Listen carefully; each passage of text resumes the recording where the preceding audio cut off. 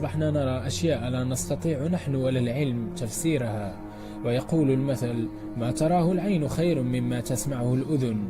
لقد تم اكتشاف مخلوق غريب، أو يمكن أن نقول وحشا غريبا في الصين.